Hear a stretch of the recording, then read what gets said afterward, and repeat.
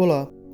meu nome é Isaac Arraes, sou aluno bolsista CAPES da Universidade Federal de São Paulo, associado ao programa de pós-graduação em História da Arte, ligado à linha de pesquisa em Arte e Tradição Clássica. Na seguinte apresentação, veremos a pesquisa realizada ao longo do curso de mestrado e que contou com a orientação do professor Dr. Cássio da Silva Fernandes, o que resultou na dissertação intitulada Aby Warburg e a noção de antiguidade na historiografia da arte. A presente pesquisa dedicou-se ao estudo compreensivo da obra de um dos historiadores da arte mais importantes na viragem do século XX, que foi Aby Warburg. Diante da obra legada pelo historiador alemão, selecionamos um tema que ocupou a centralidade de sua preocupação intelectual, que foi a antiguidade. No período de escrita da dissertação, procuramos responder aos questionamentos elaborados ainda no início dos nossos trabalhos, que foram os seguintes: como a tradição historiográfica construiu sua interpretação a respeito da antiguidade e de que modo Warburg inova em relação a ela, chegando ao ponto de criar uma ciência sem nome, e de que maneira essa nova compreensão da antiguidade influenciou a análise da cultura artística do Renascimento, gerando um modo totalmente novo de se colocar diante da imagem. A elaboração das hipóteses que respondem ao questionamento inicial esteve amparado no estudo compreensivo de Aby Warburg, além do patrimônio que é oferecido pela tradição warburgiana e da fortuna crítica, que resulta do debate atual realizado por comentadores de sua obra. No percurso de obtenção dessas respostas, nos deparamos com nomes consagrados da história da arte, como Plínio, Vasari e Winckelmann. Descrevemos o contexto social no qual viveram, seu modelo de escrita histórica, os valores estéticos que defendiam, a cosmovisão ao qual se associavam e também a relação que mantinham com as imagens. Como partícipes de uma mesma tradição, procuramos estabelecer entre eles um vínculo, ainda que conscientes de possíveis anacronismos. Além disso, também tivemos a oportunidade de conhecer com maior vagar o percurso biográfico de Aby Warburg, apresentando os acontecimentos mais marcantes de seu espaço de vida. Em seguida, discutimos sobre a sua disciplina inominada, para enfim avaliar seus procedimentos na análise das imagens do Renascimento florentino. Ao longo dessa pesquisa, podemos formular as hipóteses que visam responder aos questionamentos que nortearam nossos trabalhos até aqui. A seguir, passaremos a responder a essas perguntas com base na historiografia comparada, dando ênfase às contribuições historiográficas de Aby Warburg. Retomando desde Plínio, lembramos que, ao menos pelo que se chegou até os tempos atuais, a sua história natural dedicou os últimos livros para tratar dos minerais e seus usos, o que inclui a prática da pintura, escultura e arquitetura. Disso se segue uma série de detalhamentos sobre técnicas e materiais, julgamentos estéticos, exames sobre a função social da arte, biografias e comparações entre artistas, além de relatos sobre a origem das artes. Devido ao caráter enciclopédico e pedagógico de sua obra, geralmente Plínio não é classificado como historiador da arte no sentido estrito do termo. Não obstante, devido à riqueza de informações ali contidas sobre a mentalidade romana, sua enciclopédia sagrou-se como uma das mais ricas fontes para os estudiosos que o precederam. No atual debate sobre a possibilidade da história natural ser classificada dentro do gênero histórico, as argumentações levantadas para sustentar esta tese é a observância do autor na cronologia, uma vez que, como bom historiador, se preocupou com a cronologia exata, procurando, por exemplo, estabelecer uma ligação precisa entre as Olimpíadas gregas e os anos romanos.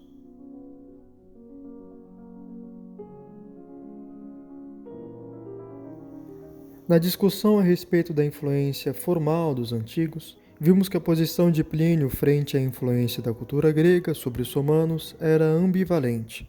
pois se de um lado valorizava a tradição, em outros questionava os absurdos dos estrangeiros. As fantasias, magias, fraudes e mentiras gregas, que ele encontrava em autores como Demócrito ou Hesíodo, se estendia também aos artistas clássicos. Se por um lado Apéles, Pirrásio, Zeux, Fídias e Protógenes são louvados com saudosismo, Os estrangeiros que chegavam em Roma disseminavam valores opostos ao da austeridade estoica defendida por Plínio. Segundo ele, esse embate cultural ecoava na pintura, quer fosse pela utilização de materiais preciosos, na representação de figuras idealizadas ou na especulação e comercialização das obras. O povo laureado por Plínio como um dos primeiros a praticar a arte da pintura eram os atuais responsáveis pela sua degradação e morte. Mas o que nos importa da leitura de Plínio a partir de Warburg é que, graças ao apreço demonstrado em vários momentos pela representação da alma como ponto culminante do realismo, que começou com a fisionomia rígida antiga, até chegar na representação da alma e a expressão dos sentimentos humanos, bem como as paixões, mostrando a faceta irracível, injusto, inconstante e ao mesmo tempo acessível, indulgente e compassivo fanfarrão do povo ateniense, é que por caminhos diversos, Plínio também chega a se deparar com o caráter passional da arte antiga. De certo modo, a transmissão do pathos antigo já está presente no historiador romano, o que séculos mais tarde Warburg irá ratificar, a despeito das teorias de Lessing e Winckelmann. Avançando até Vasari, observamos no decorrer do texto a introdução do gênero biográfico e a valorização social do artista, permitindo-lhes figurar entre os santos e ilustres, posto que suas obras os tornariam dignos de serem rememorados, apesar do apetite insaciável de Cronos. Em honra daqueles que já estão mortos, e para benefício de todos os estudiosos, diz Vasari, escreverei a vida dos artistas, de acordo com o tempo em que viveram, um a um, de Cimabue até hoje.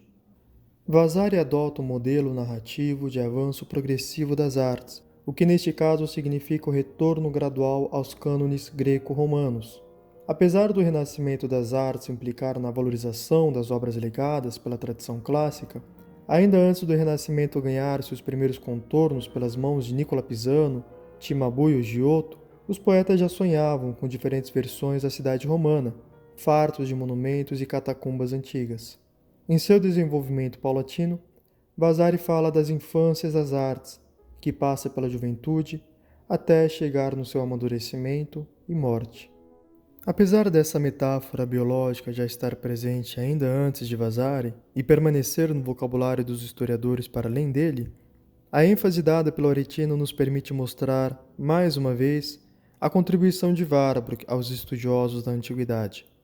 Depois dele, já não se trata mais de invocar a imagem de um organismo que explique as transformações formais, como no ciclo da vida humana, mas de registrar a sobrevivência das imagens a partir de movimentos semelhantes ao da psique humana.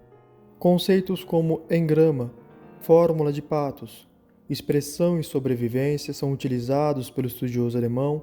para dar conta da dinâmica histórica em termos de memória social. Em última análise, o devir das formas deveria ser analisado como um conjunto de processos tensitivos, tensões essas que pendulam entre os polos, isto é, entre a vontade de identificação e a imposição de alteração, purificação e hibridação, normal e patológico, ordem e caos, traços de evidência e trações de reflexão. Assim como Plínio,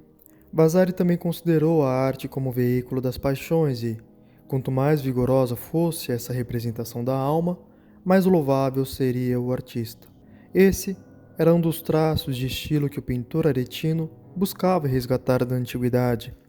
o que também o fez rivalizar com seu antecessor romano, colocando Giotto ao lado de Apelles. Do renascimento de Giotto, a terribilidade de Michelangelo, mais uma vez vigora a sensação de progresso gerado pelo aprimoramento técnico do realismo, que tirou os corpos de suas posições de rigidez e apatia para colocá-los em gestos impetuosos e apaixonados. Aqui enfatizamos as contribuições de Warburg,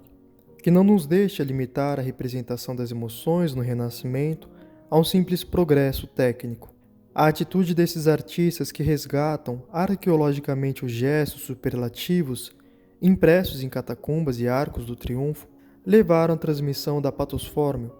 que já estava presente na memória coletiva e que circulava através das imagens. Seguindo o panteão de nomes ilustres, chegamos à incontornável figura de Winckelmann,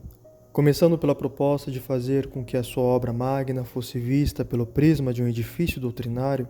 Construiu suas bases em um corpus artístico que contemplava os tesouros deixados pelos antigos, estabelecendo como eixo de sustentação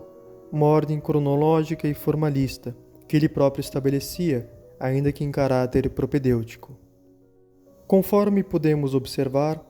alguns estudiosos chegaram ao limite de defender que sua história da arte é, na verdade,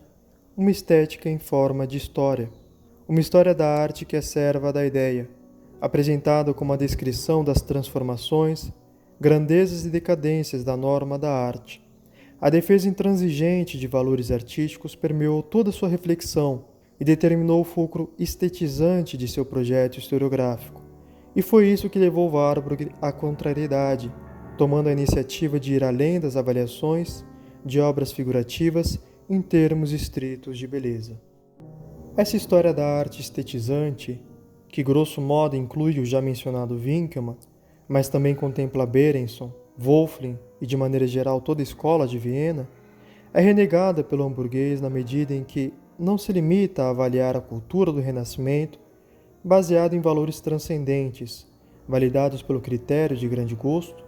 e que, de outro lado, também não incorre na utilização de métodos que procuram dissecar a imagem pela via formal, objetivando a catalogação dos estilos, classificação de períodos ou distinção entre gêneros e nações. A ciência da cultura warburgiana propõe uma nova maneira de se colocar diante da imagem,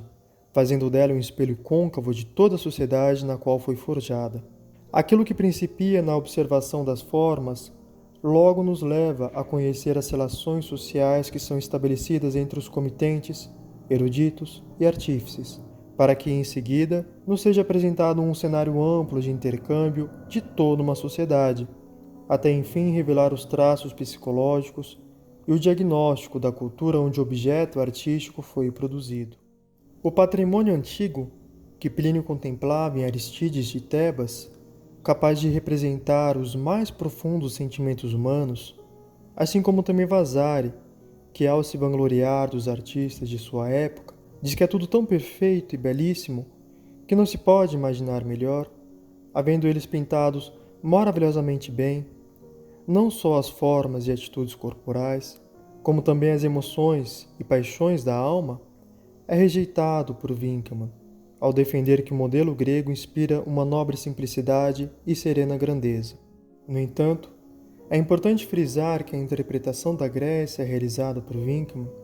é estabelecida em meio à querela dos antigos e modernos, momento no qual se nota uma fadiga das figurações grandiloquentes do barroco tardio e rococó, o que encaminha para uma tendência de economia formal e expressiva. É nesse contexto que a Grécia de Winckelmann, graças ao seu céu, à bela natureza e ao regime político de liberdade, deram a conhecer o máximo de beleza plasmado no mínimo de matéria. Mas onde o século de Winckelmann enxergou calma olímpica, a geração de Burckhardt apontou o caráter trágico e agonístico do ethos grego. Nietzsche sintetizou essa constante disputa entre contrários na fórmula apolínea e dionisíaca. Avaliando a importância da tradição clássica sobre a cultura do Renascimento a partir do ethos trágico, Warburg introduziu a noção de alantica, caracterizado pelos seus traços idealistas e mímica hiperbólica, em oposição ao estilo à la française, marcado pelo realismo e gestualidade equilibrada. Essa polaridade espiritual do ciclo das paixões, que oscilavam entre o demoníaco e o olímpico, era o que Warburg recorria para explicar os fundamentos definidores do estilo: o polo antigo, que intensificava a linguagem dos gestos, e o polo da serenidade, típica do quadro votivo nórdico. Diante da imagem, tendo por objetivo identificar as causas dos estilos, Warburg seguiu os lastros das formas e encontrou na psicologia coletiva o seu fundamento último. Estas foram as referências utilizadas nessa apresentação.